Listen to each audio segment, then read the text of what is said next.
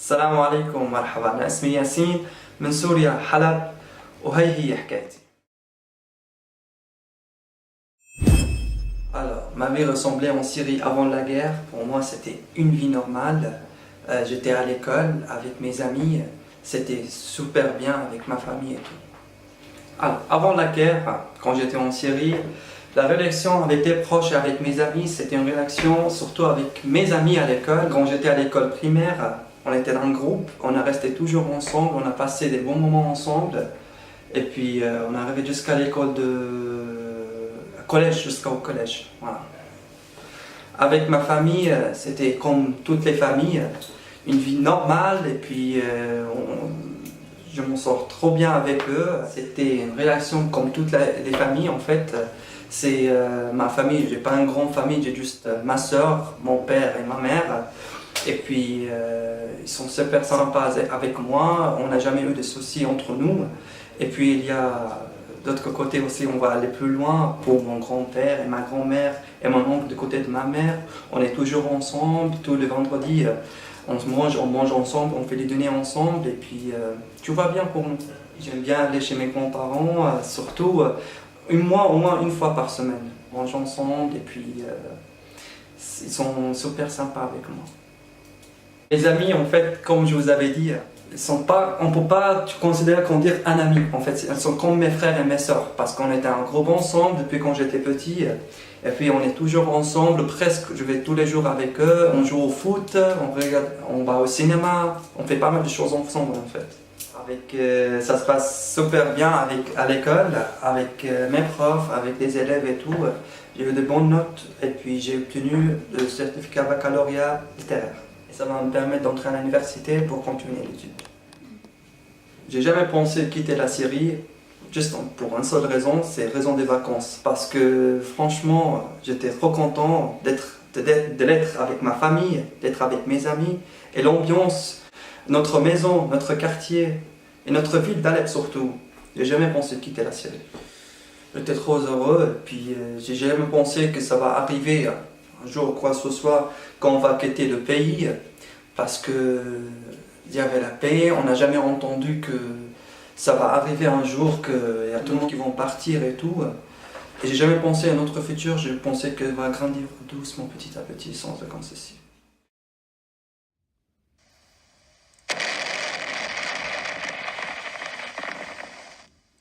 J'avais 16 ans quand je sentais que ça commençait la guerre. On n'a jamais pensé que ça va arriver, la situation qui s'arrive avec les pays à côté de nous, les pays proches, que ça va arriver la même chose en Syrie. Les signes que j'ai remarqués, en fait, quand ça a commencé la guerre, les manifestants qui ont commencé à faire des manifestations dans certaines villes en Syrie, surtout ça a commencé au sud de la Syrie, et puis là, comme pour un gamin qui a 16 ans, je sais qu'on peut faire tout ce qu'on veut, mais on ne peut pas toucher le pouvoir. Du coup, je sais que l'État ne va pas aimer. Il y a plusieurs signes que j'ai remarqués, en fait, des manifestants, et puis quand ça a commencé l'histoire avec les armées libres et les armées de la Syrie, j'ai dit que là, il y a la guerre, c'est bon, ça y est, c'est mort. Quand on voit les armées syriennes dans la rue, on regarde sur notre balcon, il y a le fumée partout, on écoute toujours des bombes, et puis on regarde sur la télévision combien de morts et tout, c'était vraiment grave. Une fois ma mère, parce que moi j'avais l'habitude de sortir avant la guerre avec mes amis et tout, il m'a interdit de sortir, il m'a dit que c'est grave et tu ne peux pas sortir, tu n'as pas le droit, parce qu'elle a peur. C'est très dangereux et elle a peur en fait. On a décidé de partir quand j'avais 17 ans, parce qu'à l'âge de 17 ans en Syrie, c'est de faire des armées obligatoires. Du coup, à ce point-là, avec tout ce qui se passe en Syrie, j'avais pas du tout envie, même si ma famille, parce que c'est dangereux pour moi et pour ma famille, de faire l'armée. Peut-être tout simplement, c'est pas juste je vais mourir, mais moi j'ai jamais tué personne et j'ai pas envie de tuer les manifestants. La situation du pays à ce point-là, c'était inimaginable. On n'a jamais pensé que c'était trop grave. On est devenu une famille plus soudée que d'habitude. On était ensemble, en fait, on parle plus ensemble, on fait toujours de réunions ensemble, on reste toujours dans la même chambre, on discute plus. Mon petit frère est né en quelques mois, à peu près 3 ou 4 mois avant qu'on quitte la Syrie. Et puis, franchement, j'étais vraiment touché et en même temps triste pour lui parce qu'il est né en Syrie et là, il va partir dans 3 ou 4 mois. Et c'est pas le pays pour lui, c'était le pays en guerre et tout. Du coup, c'était compliqué, pas juste pour moi, c'était compliqué aussi pour ma mère et mon père. J'étais perdu, comme ضايع, j'étais choqué. Et j'ai pensé aussi à mon grand-père, ma grand-mère, j'ai pensé à mes amis. J'ai dit comment on est arrivé à ce point-là pour qu'on quitte le pays. J'ai passé de bons moments dans ce pays, j'ai jamais eu de soucis avec. Soudain, comme ça, il y a la guerre, quand on part, c'est vraiment grave.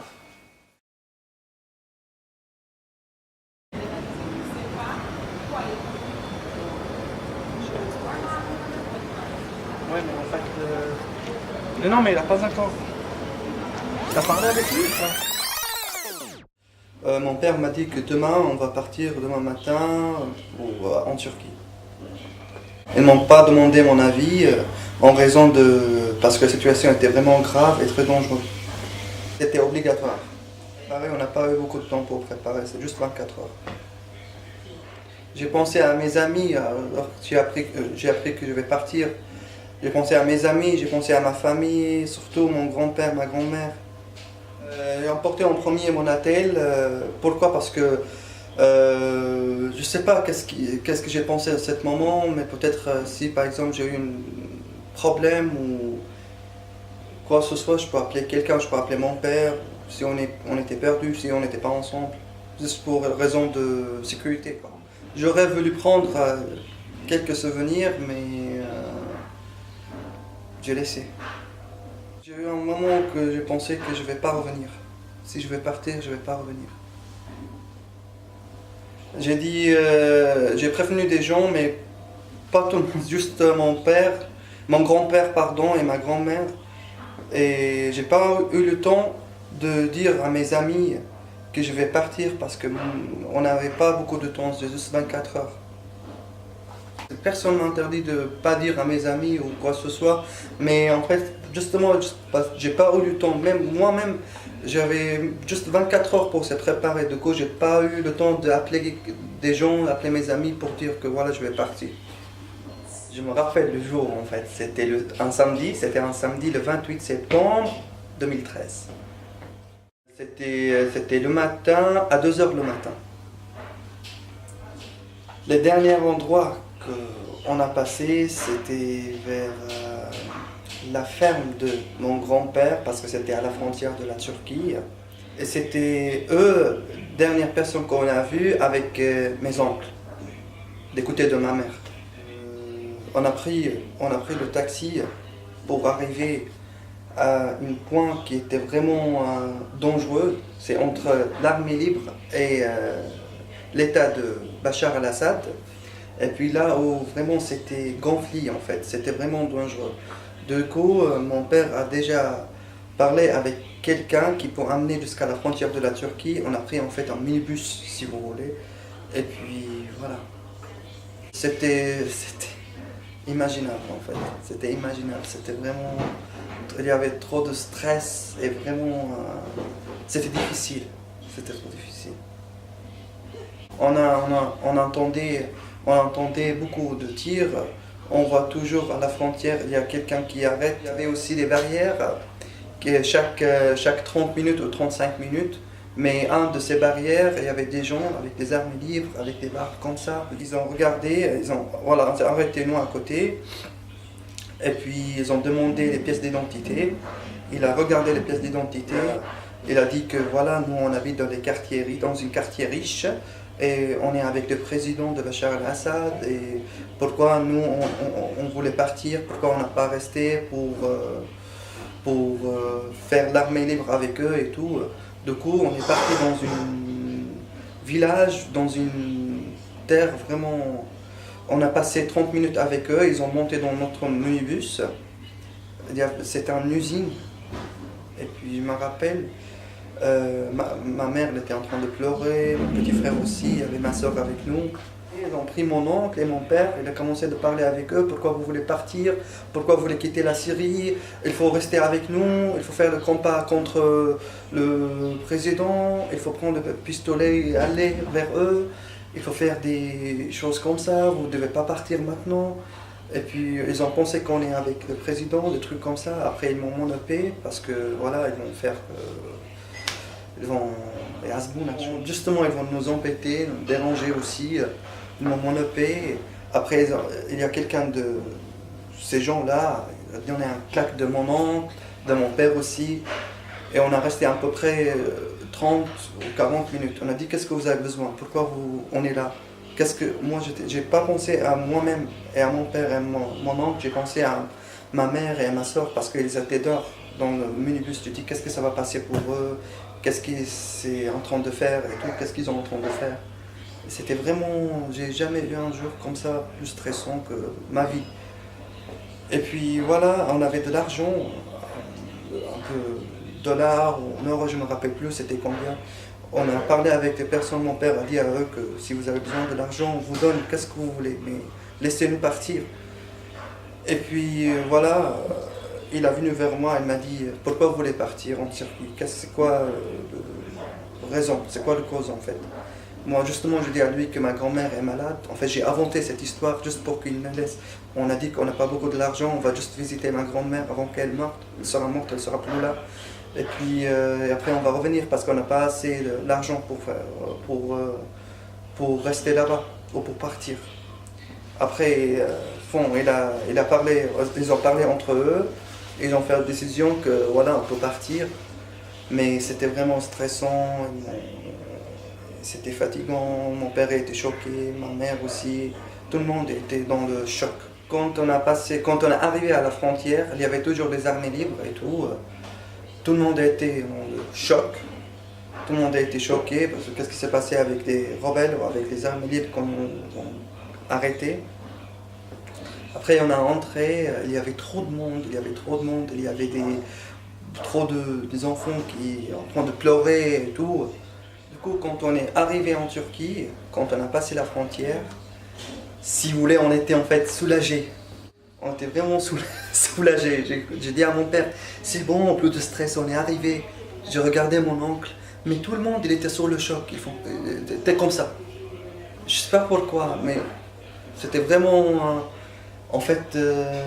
c'était vraiment bien de passer la frontière. En fait, c'est quoi le but d'arriver en Turquie, par exemple? Pourquoi on n'a pas allé au Liban? Ou pourquoi on n'a pas allé en Jordanie? En fait, justement parce que la Turquie, c'était plus près. Comme moi, j'habite à Alep. Et puis, ma tante a déjà prévenu l'ambassade de la Suisse. Et que, voilà, il a fixé un rendez-vous par rapport à nous. Et justement, c'est pour ça qu'on est en Turquie. On est allé en Turquie. Et mon rendez-vous, je me rappelle, c'était le 4, le 4 octobre 2013. On a resté, le temps qu'on a resté en Turquie, c'était à peu près, je me rappelle, 3 semaines. En fait, il n'y avait pas de problème par rapport au visa et tout, mais il y a des documents que ça prend du temps à faire et on a juste resté à l'hôtel pour obtenir le visa. Après, on a parti en avion. En fait, c'est le voyage. La Turquie et la Suisse, c'est pas du tout la même chose qu'on a fait le voyage de la Syrie en Turquie. Parce qu'on n'a pas eu le même cas. Il n'y avait pas des gens qui nous arrêtent chaque 30 ou 35 minutes avec la barbe et tout. Et puis, on a pris l'avion, c'était bien passé, j'étais vraiment content. Le siège, c'était à côté de Hublot. Moi, je regarde toujours le Hublot.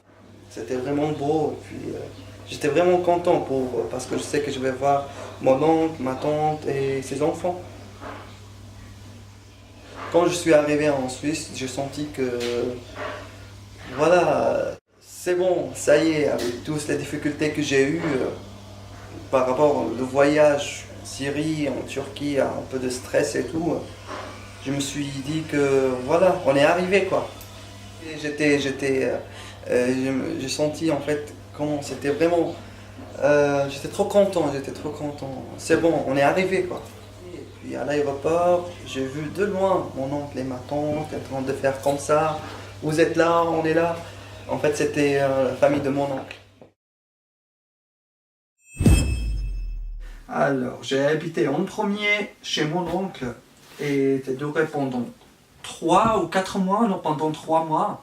Et puis j'ai partagé ce salon avec mon oncle qui est venu en Syrie ensemble, on a venu ensemble. Lui, il dort sur ce canapé, parce que voilà, c'est mon oncle. Et moi, je dors sur le matelas, par terre. Oui, je ne vais pas aussi oublier de dire que merci beaucoup pour mon oncle et sa famille aussi, parce que quoi qu'on a resté pendant 3 mois, aussi comme ils n'ont pas l'habitude d'accueillir des personnes, on n'était pas juste 1 ou 2 personnes, on était 5 personnes. On essayait de montrer à eux comme quoi qu'on est content d'être là, content d'être en paix, mais malheureusement on n'arrivait pas à être comme ça parce qu'on était choqués avec la situation qui a passé avec nous quand on a quitté le pays.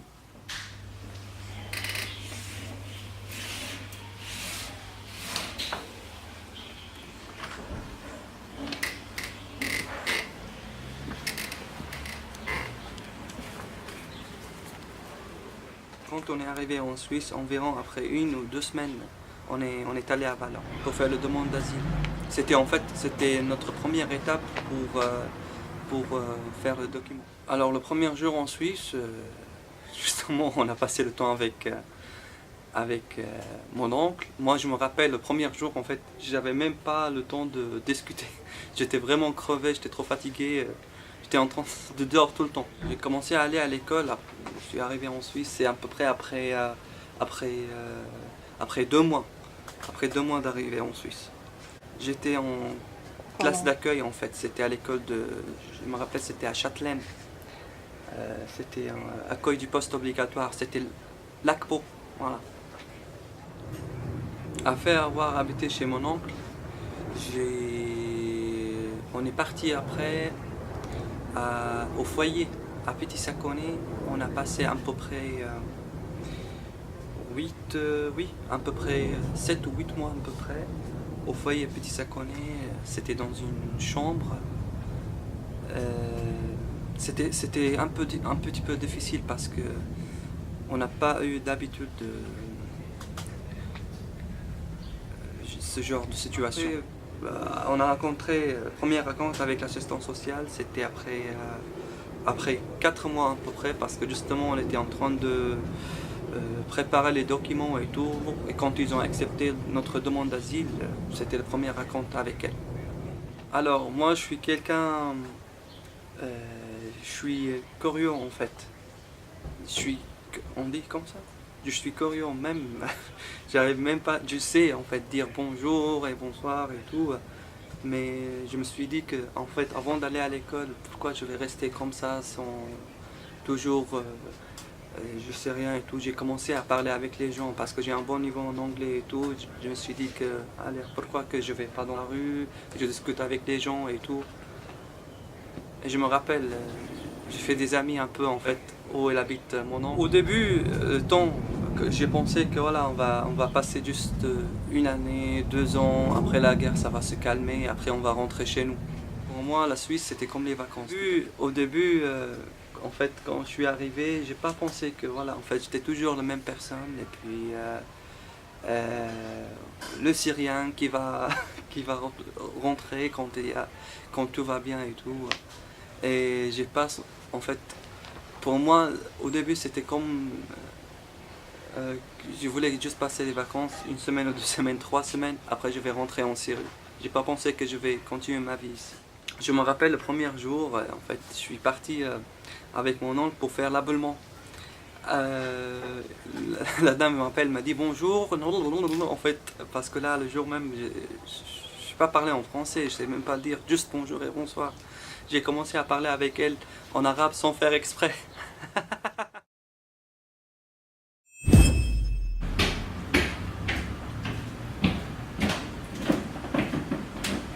Là, ça va faire bientôt 5 ans que je suis en Suisse.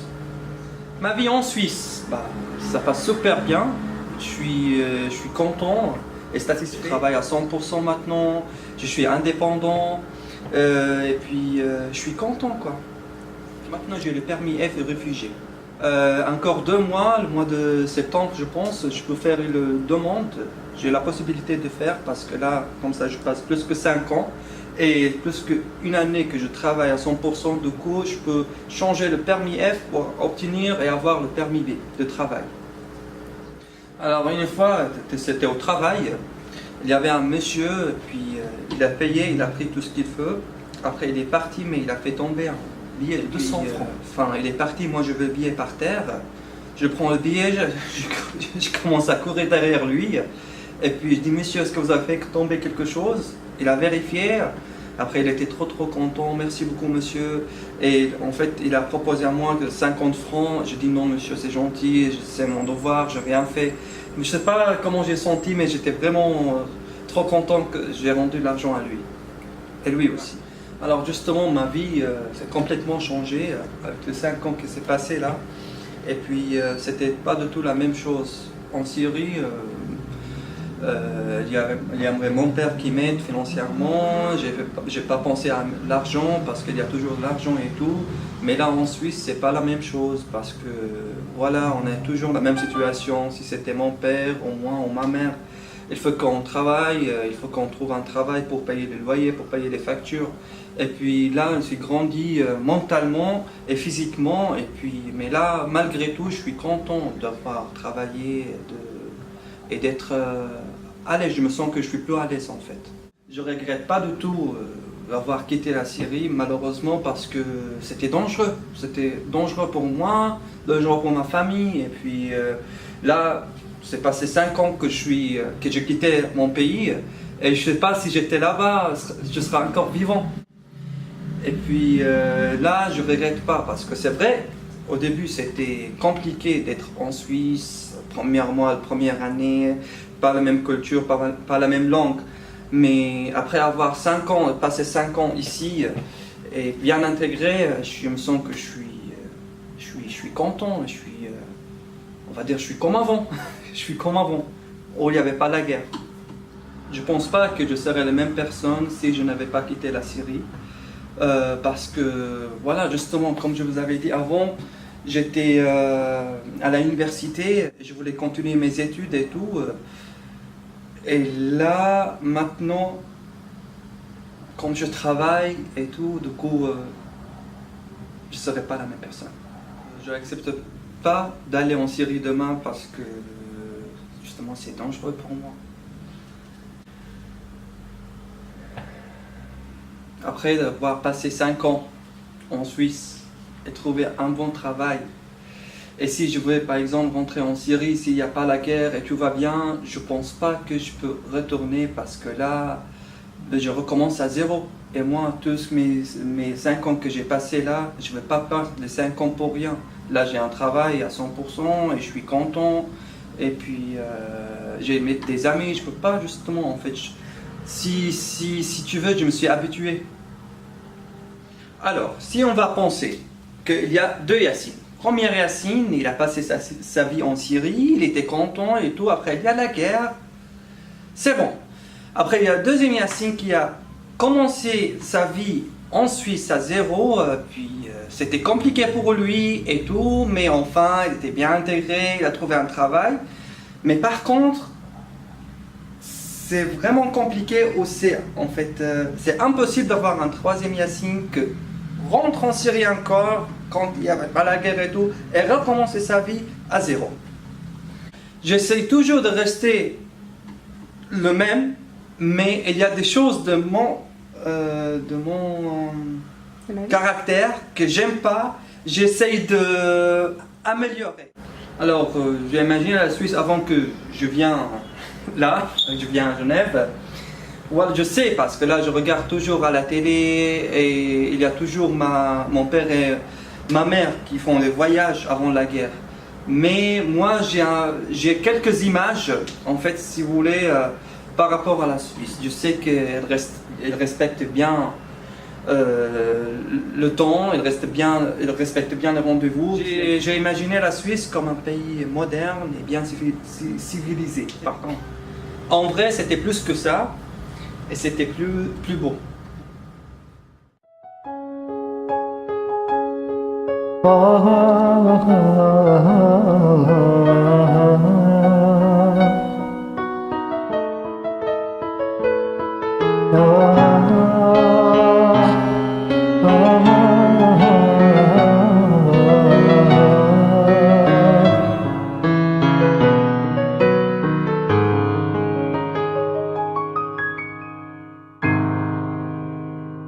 موطني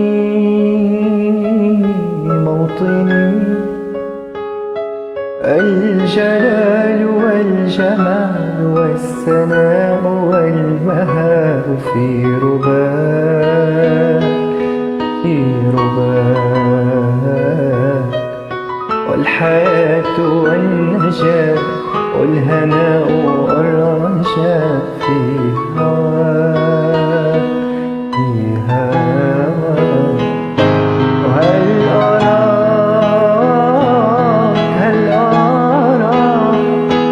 سالما منعما وغانما مكرما سالما منعما وغانما مكرما هل أراك في علاك تبلغ